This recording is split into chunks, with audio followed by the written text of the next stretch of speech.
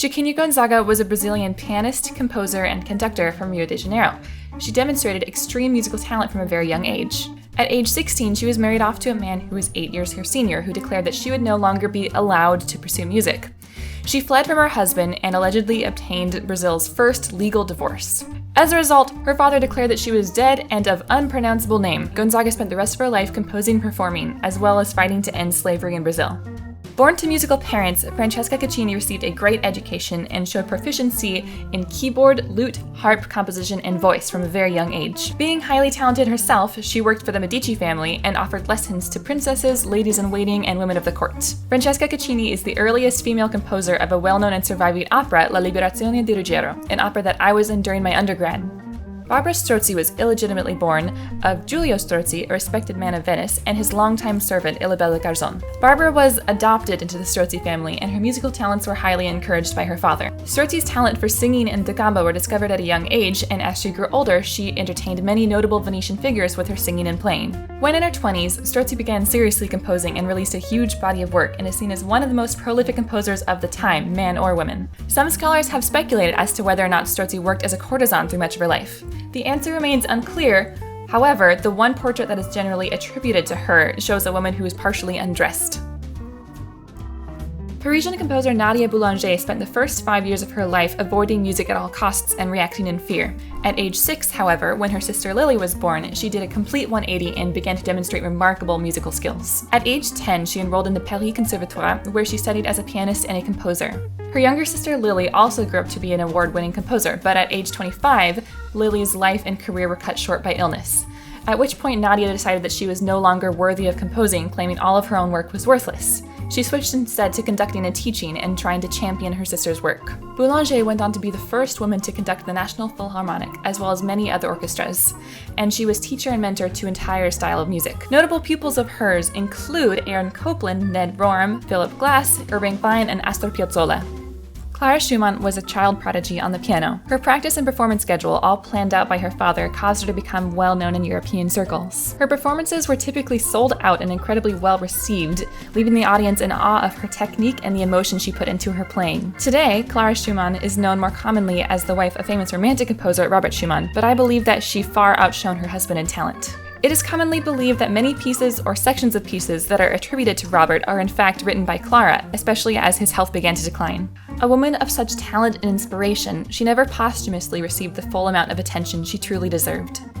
Nina Simone grew up with dreams of becoming a concert pianist. After being denied entrance to the Curtis Institute of Music because she was Black, she moved to New York and decided to study at the Juilliard School, playing and singing at clubs in order to finance her studies. The classical technique and stylings she applied to jazz, pop, and blues songs quickly earned her recognition up and down the East Coast. As Simone's fame grew, so too did her outspokenness about civil rights and justice for African Americans. Many of the songs that she released in the 60s were banned in the South, but that didn't stop her from being seen as the inspiration and encouragement that she was to a whole movement. Dame Ethel SMYTH was born fourth in a family of 8 children to a father who vehemently opposed a career in music. Disregarding the wishes of her father, she studied composition with a private tutor who introduced her to many of the greats of the 19th century. Her father tried to keep her from attending a conservatory, but after a terrible fight, she was allowed to attend the Leipzig Conservatory. Her opera Der Wald is still the only opera by a female composer that the Metropolitan Opera has ever produced. Cool! SMYTH was a staunch advocate for suffrage, and in 1910 she served 2 months in prison for breaking in windows of politicians who were trying to deny votes for women. While in prison, other suffragettes would march around outside singing SMYTH's anthem, The March of the Women, as SMYTH leaned out her window and conducted them with a toothbrush. The diva to end all divas. Maria Callas is revered by musicians as the most talented and influential singer of the 20th century. At 14 years old, she was invited to sing at the Royal Academy of Music, 2 years younger than the rest of the students because of the huge amount of talent and potential she possessed. She made her debut performance at age 16 at the Royal Opera of Athens. After struggling to find roles in New York during World War II, she moved to Italy where her fame and roles increased exponentially. Here she began to collect the reputation of a diva through her strong drive and her refusal to accept anything less than she deserved. When others started to call her out for her attitude, she is quoted with, "His scene from the gallery is part of the scene. It is a hazard of the battlefield. Opera is a battlefield, and it must be accepted."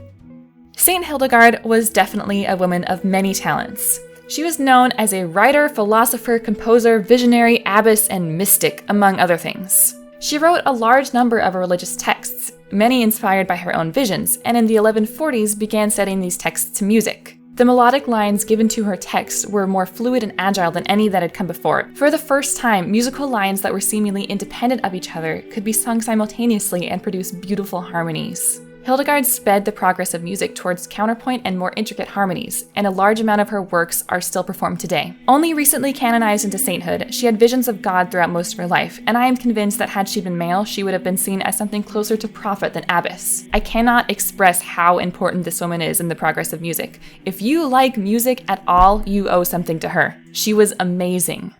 Alright, thanks for watching. If you liked it, you should give it a like over here and a subscribe somewhere in one of these directions depending on where you are. I make new videos every Tuesday and would love to see you stick around so we can have a chat. Thanks!